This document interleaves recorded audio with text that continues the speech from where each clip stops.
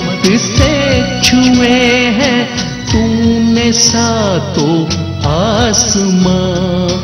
करता है तस्लीम तेरे अज़्म को सारा जहां। मरहबा तेरी ज़हानत तेरी मेहनत आफरीन। मरहबा तेरी ज़हानत तेरी मेहनत आफरीन।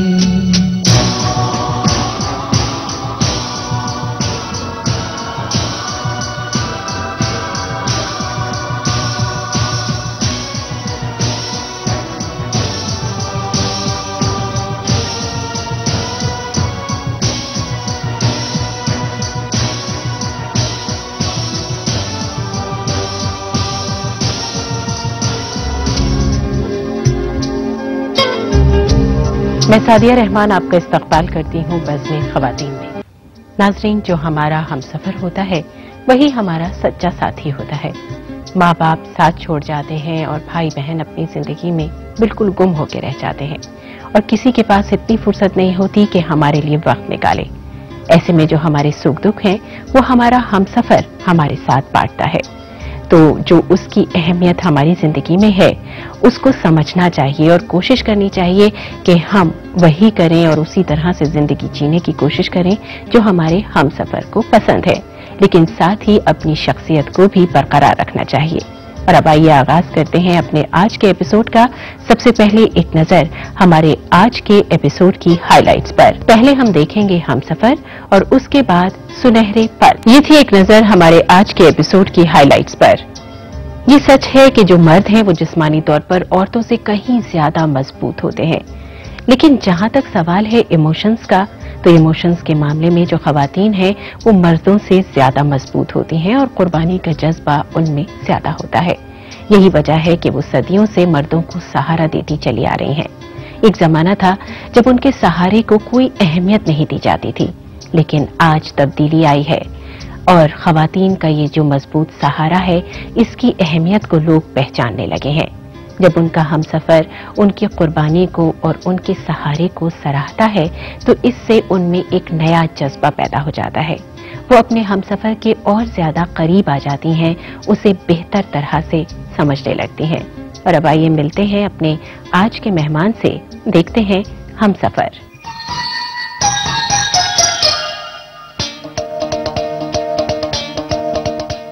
आदाब नाजरीन, मैं बुशरा आप सभी नाजरीन का हमसफर में इस्तकबाल करती हूँ। नाज़रीन, जैसा कि आप सभी जानते हैं कि इस प्रोग्राम के जरिए हम आपको मुख्तलिफ कामयाब जोड़ियों से मिलवाते हैं और कामयाबी का मतलब हर किसी के लिए अलग अलग होता है।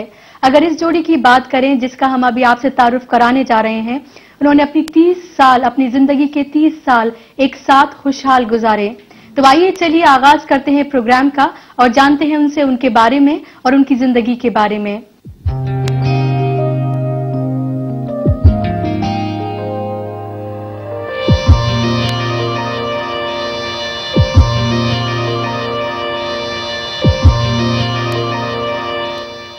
मेरे साथ मौजूद हैं तेजिंदर सिंह बेदी और उनकी शरीके हयात रविंदर बेदी। तो आइए करते हैं उनसे मुलाकात और आगाज करते हैं इस प्रोग्राम का।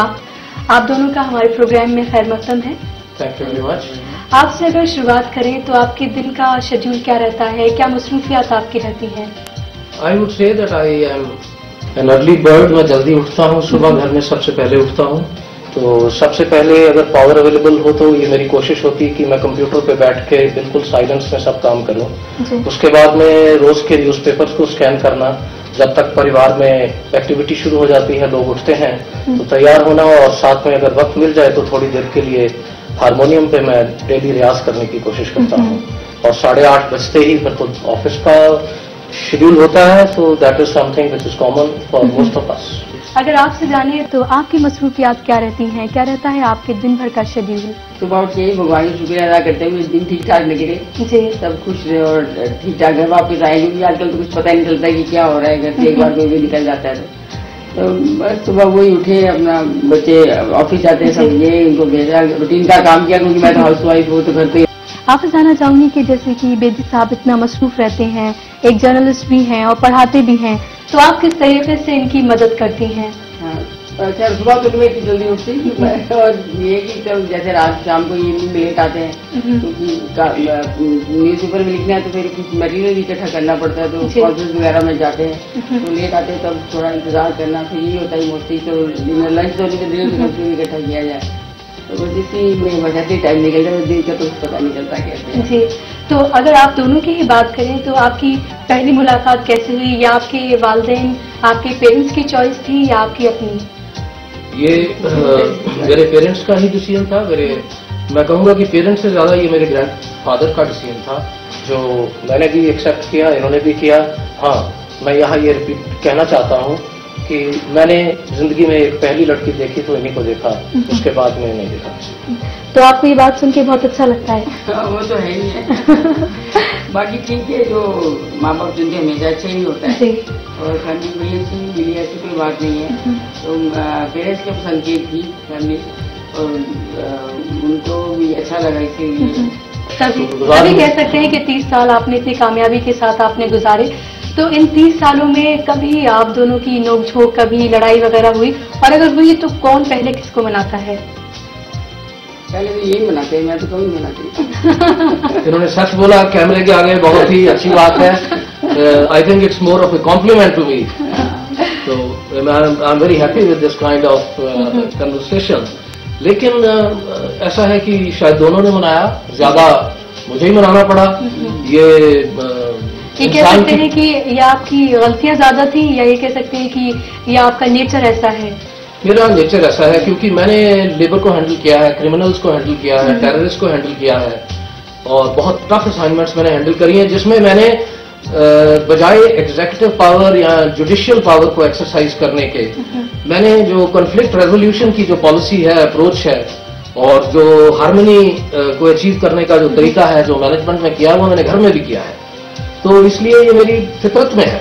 और आपकी बात ये भी दुरुस्त है कि हो सकता है मेरी गलतियां ज्यादा रही हों और ये मैंने रियलाइज किया, तो मैंने समझा कि भी ठीक है, एक फैमिली यूनिट है, न्यूक्लियस फैमिली है, हम अपने पेरेंट्स से तो अलग हो ही चुके हैं, नहीं उनके साथ रह सकते, तो कम से कम ये जो 4 इंसानों का जो मेल है, 2 बच्चे हैं, 2 हैं, ये जब तक ये कश्ती गुजर जाए फर्स्ट क्लास, तो बाकी तो करना ही पड़ता है, गुस्सा भी बर्दाश्त करना पड़ता है, गाली भी सुननी पड़ती है, लेकिन वो ठीक है, that is part of life, that is okay.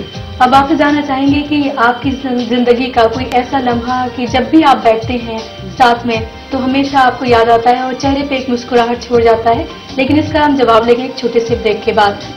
तो नाज़रीन, यहाँ पे वक्त हुआ है एक छोटे से ब्रेक का। ब्रेक के बाद जानेंगे इस सवाल का जवाब। देखते रहिए ईटीवी उर्दू।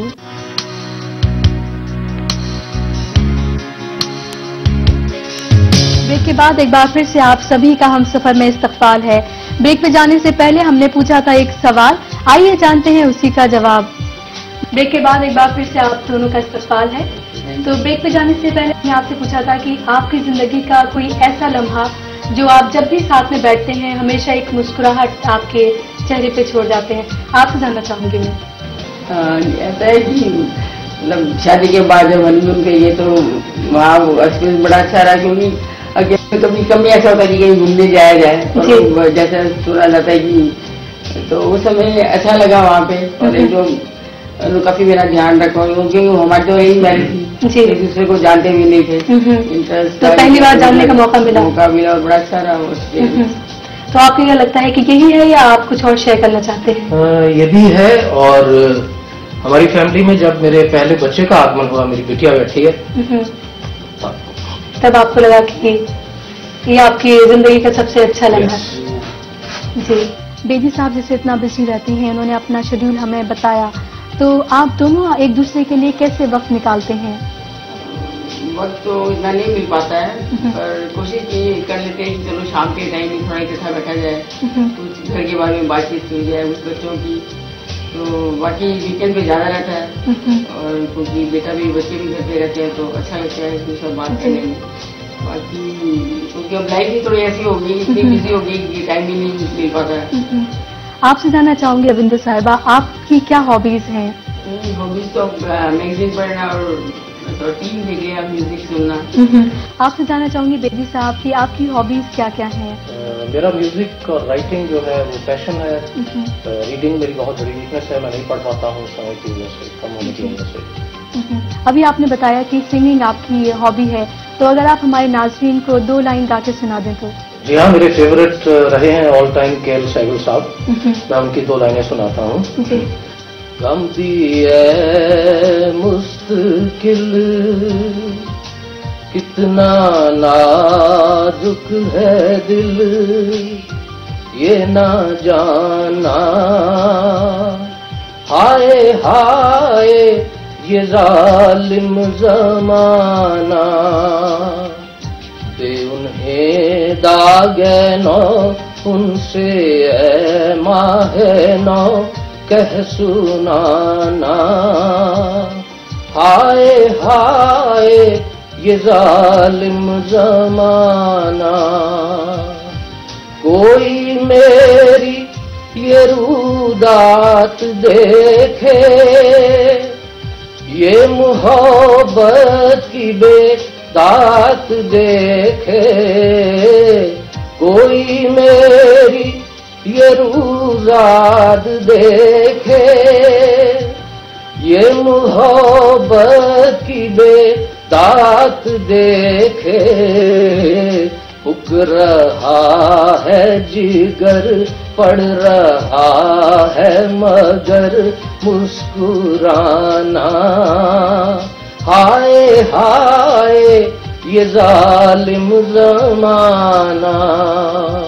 बहुत खूब। तो बहुत बहुत शुक्रिया आप दोनों लोगों का, आपने हमसे ढेर सारी बातें की, अपने बारे में, प्रोफेशनल लाइफ के बारे में और अपनी ज़ाती ज़िंदगी के बारे में ढेर सारी मालूमात दी। बहुत बहुत शुक्रिया आपका बहुत बहुत शुक्रिया। तो नाज़रीन, ये थी मुलाकात इस खूबसूरत सी जोड़ी के साथ जिन्होंने आपको अपने बारे में और अपनी ज़ाती ज़िंदगी के बारे में ढेर सारी मालूमात फराहम की।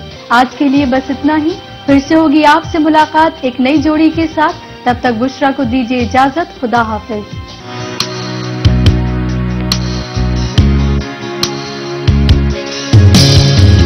वेलकम बैक नाज़रीन। अभी आपने देखा हमसफर। इंसान ने हमेशा से अपने आप को खुश रखने के लिए बहुत से तरीके ईजाद किए हैं और आजकल तो टेलीविजन है, फिल्में हैं, म्यूजिक है, डांस है, इन सब में वो अपना दिल लगाए रखता है। लेकिन एक और तरीका है जिसमें उसका दिल लगता है और ये तरीका बहुत पुराना है, सदियों पुराना है, और वो है गपशप करना। जी हाँ, मिल के बैठिए, गपशप कीजिए, दुख सुख बांटिए, तो देखिए कितना मजा आता है। और हम भी ऐसी ही कोशिश करते हैं कि मिल के बैठें और कुछ पुरानी यादों को ताजा करें। तो आइए देखते हैं सुनहरे पल।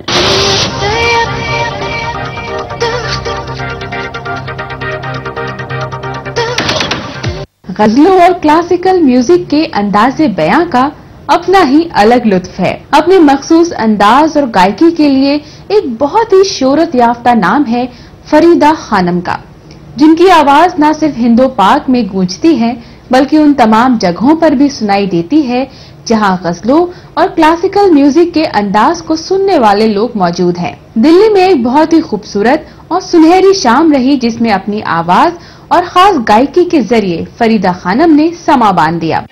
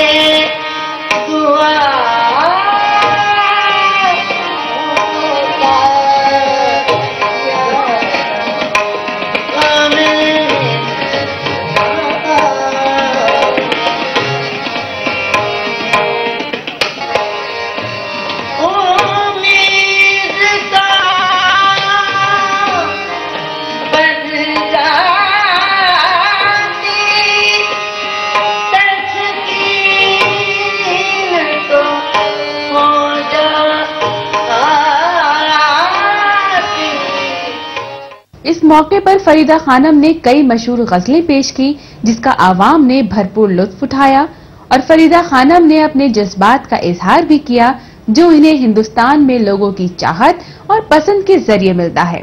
ये आपका बहुत बड़ा एक कमाल की एक खूबसूरती है हिंदुस्तान में कि मौसीकी को इतनी तवज्जो और इतनी दिल से सुनते भी हैं और आर्टिस्ट की इज्जत भी करते हैं।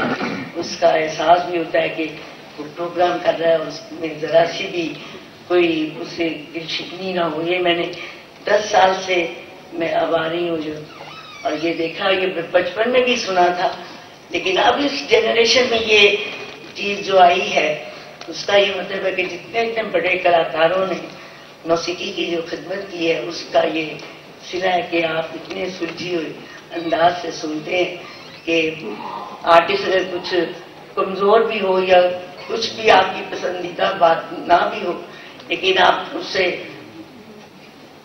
पूरी एक तवज्जो देते हैं और उसकी इज्जत करते हैं। ये हिंदुस्तान में एक खास खूबसूरती है, बहुत बड़ी बात है।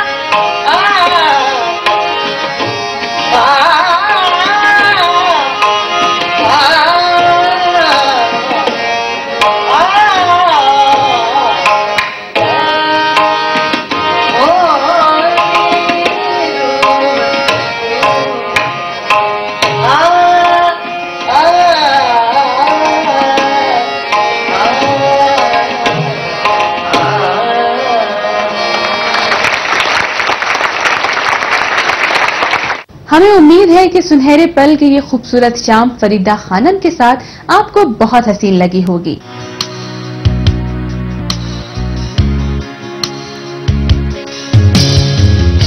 और नाज़रीन, हमें उम्मीद है कि आपको ये जो मुलाकात हुई है हम सफर सेगमेंट में हमारे मेहमानों से, वो आपको अच्छी लगी होगी और दूसरे जो हमने बात की है गपशप करने की, वो भी आपको पसंद आई होगी। अब देखिए 2 दिन की छुट्टी है, इसमें थोड़ी सी तो फुर्सत निकाली जा सकती है कि आप अपने अपनों के साथ बैठें और गपशप करें और कुछ यादें ताज़ा करें और हमें खत भी लिखें। खत भेजने के लिए हमारा पता और ईमेल आईडी नोट कर लीजिए। बज़्म ख़वातीन ETV Urdu FC11 sector 16A film city Noida और हमारा ईमेल आईडी है bek.urdu@etv.co.in। नाज़रीन, वक्त हो गया है कि हम आपसे इजाजत लें, आपको अलविदा कहें। 2 रोज की छुट्टी है और छुट्टी के बाद हमारी और आपकी मुलाकात होगी। तो जाहिर सी बात है इंतजार तवील है, लेकिन इंतजार का अपना मजा भी होता है। आप हमारा इंतजार कीजिए और हम आपका इंतजार करते हैं। मुलाकात होगी पीर के रोज। फिलहाल इजाजत दीजिए, खुदा हाफिज। अपनी हिम्मत से छुए हैं तूने सातों आसमां, करता है तस्लीम तेरे अज़्म को सारा जहां। मरहबा तेरी ज़हानत, तेरी मेहनत आफरीन। मरहबा तेरी ज़हानत, तेरी मेहनत